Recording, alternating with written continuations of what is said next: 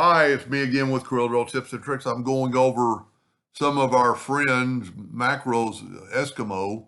This one is called Match Vectors, and it's pretty cool. I drew out a six-sided polygon. Now, if I wanted these sides to be 5 inches, I could move it and make it and keep adjusting it till I get to 5 inches, but that could take some time. So let's put it back where it was like 3.9.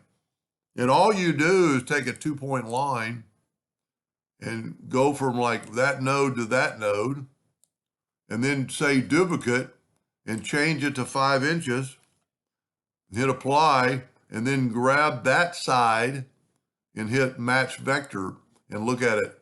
It made it 5 inches. So your walls are exactly 5 inches.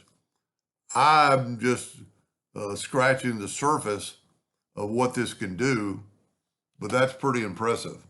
And I'll leave a link to this macro at the bottom of the video. It's a free download.